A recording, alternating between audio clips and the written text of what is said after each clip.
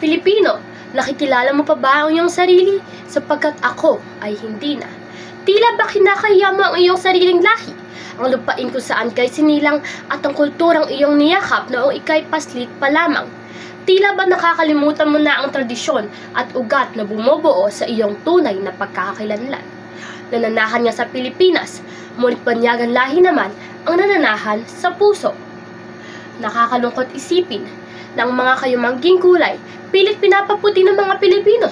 Ang mga pangunoo tinatago at binabago, at ang mga malalapad na noo ay tinatago rin at pinapaayos. Imbes na ipagmalaki ang mga natatanging nating katangian, kinakahiya ito ng ating mga kapwa Pilipino. Hindi ka ba nalulungkot? Ng mga kabataan ngayon, mas pinamahal at niyayakap ang mga kultura, wika, pamumuhay at pananamit ng mga banyagang lahi. Kaya unti-unting naliligaw ang landas at nakakalimutan ang tunay na pagkakakilanlan. Minsan pa nga hindi na nila sinasabi na sila ay Pilipino dahil para sa kanila mababa ang pagiging isang Pilipino. Nakakalimutan na ang pagpapahalaga sa etnisidad na pinagkaloob sa atin ng poong may kapal.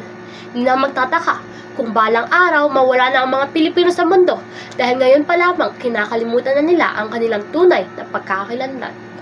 Pilipino, tumayo ka dyan. Ipagmalaki mo ang iyong wika. Ipagmalaki mo ang iyong kultura, ang iyong etnisidad. Dahil Pilipino ka, hindi Pilipino lang. Ikaw ang Pilipino na lumaban noon ng malakas, masipag at matapang laban sa mga mananakop na sariling interes lamang ang gusto. Hindi tayo katulad nila. Dahil tayo mga Pilipino na mga mababait at gusto ang kabutihan ng lahat. Kaya tayo lumaban noon para sa ating kalayaan. Hindi tayo nanakop ng anumang bansa. Sa bawat maaabot mo sa iyong buhay, sabihin mo Pilipino ka. Nagawa ko to dahil Pilipino ako. Sa bawat tagumpay, itayo mo ang iyong bandera. Itayo mo ang iyong bandila bilang isang Pilipino. Ipagmalaki mo na ikaw pinanganak sa Pilipinas at ikaw ay isang Pilipino. Dahil ang isang Pilipino ay isang bagay na pinagmamalaki. Dahil hindi ka mananakop. Ikaw ay mabuting Pilipino. Mabuting Pilipino na malakas, masipag at madaming talento. Ibahagi mo ang iyong nakatutuwang kultura. Ibahagi mo ang iyong mga natatanging katangian dahil itong mga bagay na to, hindi ito kinakahiya.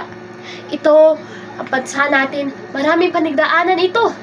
Ngunit tingnan mo, dahil sa mga Pilipino na malakas at may prinsipyo na lumaban, nandito tayo ngayon. Malaya tayo nakakapagsalita, nakakagawa ng mga bagay na ating naiisip. Ngayon, huwag natin sayangin ang kanilang mga sakripisyo. Bagkus, ipagmalaki natin ang ating pagka-Pilipino. Ipakalat natin na Pilipino tayo. Na tayo yung mga tao noon na lumaban ng malakas, masipag at matapang dahil sa mga taong may masasamang hangarin para sa atin. Hindi naman porket mas maganda yung kultura ng mga ibang bansa dahil nag-set sila ng standard, ibig sabihin ng pangit lang ating kultura. Hindi ganun iyon. Sa tingin mo, mababa na ang ating kultura dahil lang sa tingin ng mga tao ay mataas ang kultura ng mga Chino, ng mga Hapon. Hindi. Pare-parehasan tayo. Pantay-pantay tayong lahat. Walang nakatataas at nakaaangat sa atin. Lahat tayo nasa iisang linya lamang. Sama-sama tayo. Hindi porke sila ay talaga ng isang standard para sa magandang kultura, magandang wika, magandang pananamit, pangit na yung atin. Yakapin mo ang sariling iyo dahil binuo yan ng mga mandirigma noon, ng mga tao noon na naglumaban para sa iyo, para mapunta ka ngayon sa kinalalagyan mo.